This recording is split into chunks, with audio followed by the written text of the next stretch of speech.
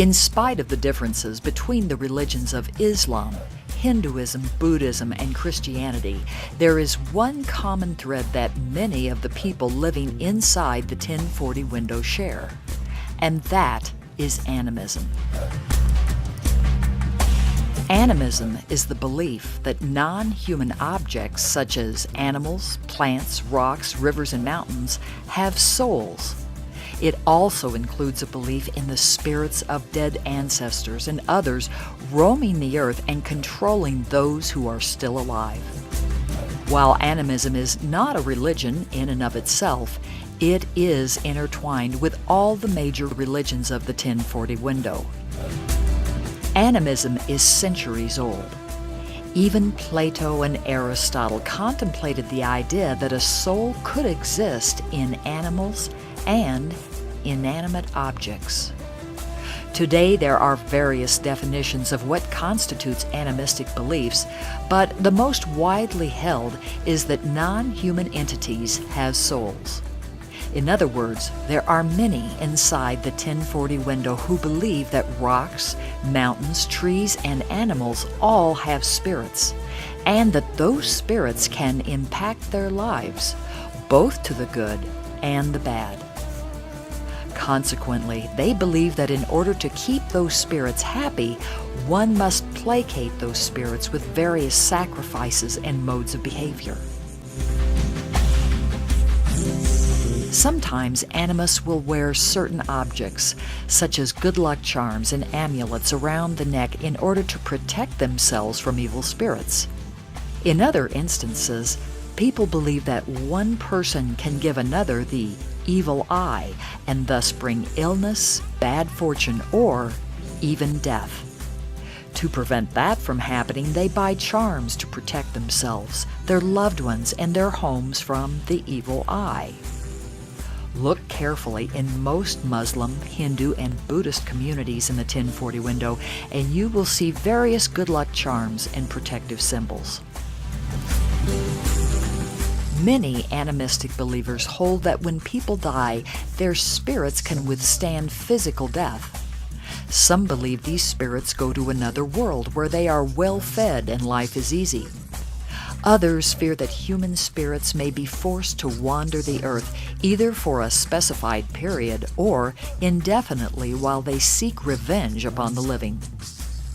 From this was born the idea that food and drink must be left at grave sites to help appease the spirits of the dead. Some cultures go even further by providing human and animal sacrifices to the spirits of the dead.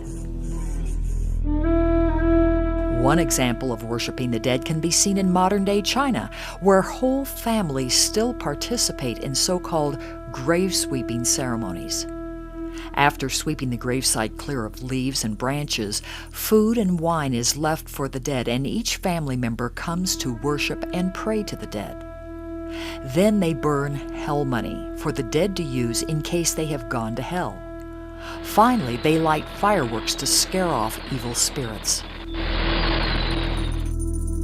Alongside of animistic beliefs in the 1040 window, the impact of the tribal culture is enormously important to understand as we pray for these people to grow into the full knowledge of the living God.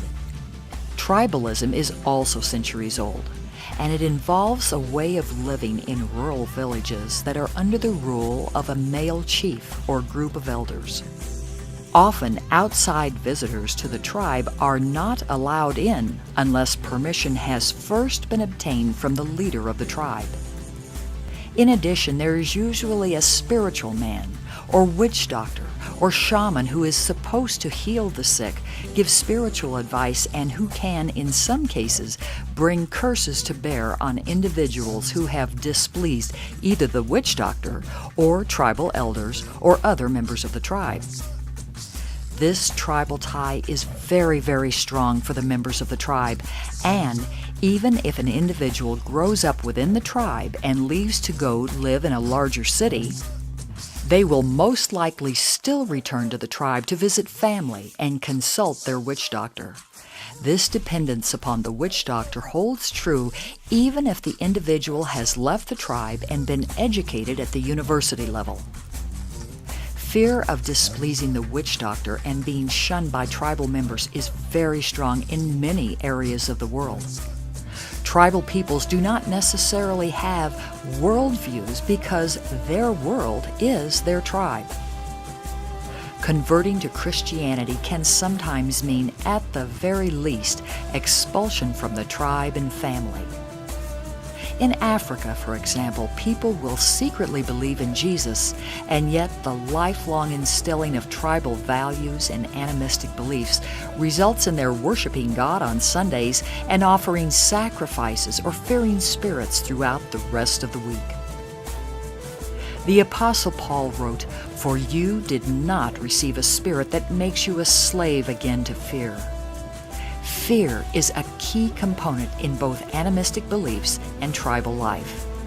When people fear the spirits they believe live all around them, as well as the witch doctor and the tribal elders of their village, it is very difficult to find true freedom in Jesus Christ. Please pray for the people around the world who are trapped in the bondage of animism and the ancient culture of witch doctors and other tribal beliefs. Pray for more culturally sensitive mission workers to be raised up to go and minister to peoples in remote areas. Pray for the protection of new believers and mission workers who take a stand against these ancient beliefs in an effort to bring the gospel message. Pray for wisdom and culturally relevant ministry opportunities to reach tribal members and animistic believers. And remember, tribal peoples and animists are all a part of God's waiting world.